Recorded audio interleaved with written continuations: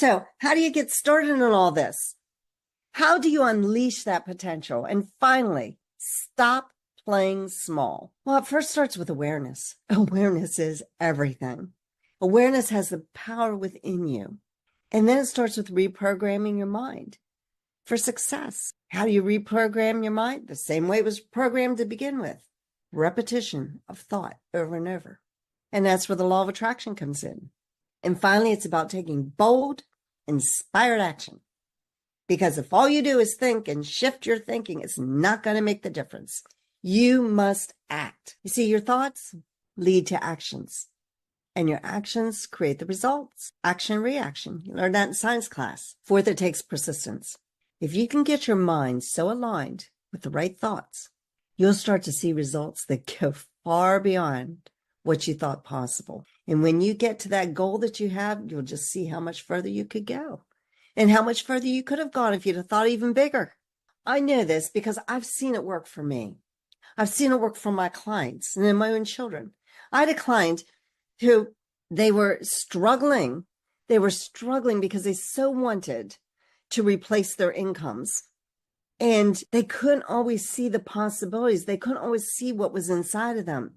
And they couldn't always see that sometimes maybe they had to find different people to work for them. And within a relatively short period of time, like 4 or 5 years, they went from 180,000 to 10 million because they allowed their thinking to change. When you believe in your potential and you develop the confidence you need and you act on your belief, everything in your life and your business starts to shift. You'll make more money. You'll gain more freedom. And most importantly, you'll step into the life you've always dreamed of. So I want you to leave with this. Don't let anyone, including yourself, tell you that you can't. You know, when my son came to me and told me he was going to get this full scholarship to college, I did not believe him. I couldn't believe him. It was not in my belief system. I thought, well, that's a lovely thought. And it's so nice that he wants to help us out so that we don't have to put him through college. What a wonderful child. That's what I thought. I never believed he could do it. When he decided he wanted to go into baseball and athletics, and even though coaches would say, no, it's not impossible to get a full scholarship, I didn't tell him that. Now, I bet he knew because he did a lot of research, but we never discussed it. We never discussed whether it was possible or not. And when he would tell me this, Mom, I'm going to get you a full scholarship, I'd just give him a hug. And I would just like believe in him, even though in the back of my mind, I'm thinking, I'm not going to give up saving money towards his college. But when he got that scholarship, I knew he caused it to happen. And yet I also knew that because he had caused it to happen, I had helped him by never, ever discouraging him. I never once said to him, I don't know if you can do this. You know, that's a lot. You know, most baseball, they don't get much of a scholarship. You know, they told us when we went to that school, 1/3 to 1/2. You know, you're not going to get a full scholarship, so you might as well just stop thinking about it. I never told him any of that. I didn't let myself, my thinking, steal his dream.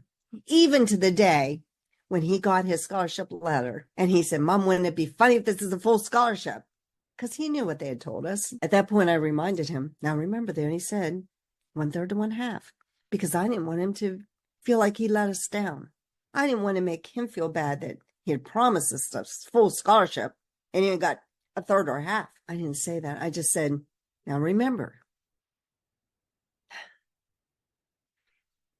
You see, don't accept your limitations. He never accepted any limitations. He didn't accept the limitation that he's a type 1 diabetic, get in his way. He didn't accept the fact that he had 2 lazy eyes and had to have eye therapy 3 times, get in his way. He didn't allow the fact that he had problems with his legs, and had we not had braces put on him when he was a child, he wouldn't have been able to run like he did. You see, he didn't allow anything to step in and stifle his potential. You have potential to create anything you want. It's time to tap into that. If you're struggling right now, you're not alone. Lots of people struggle, but you have the power to change. It's already inside of you. You just need to take the first step. I want you to remember you can unlock your potential. And I put a link in the show notes to book a call with me so that we can help you become the best version of you that there is, because your potential is just waiting for you to discover it. Join me next week when I will have a special guest here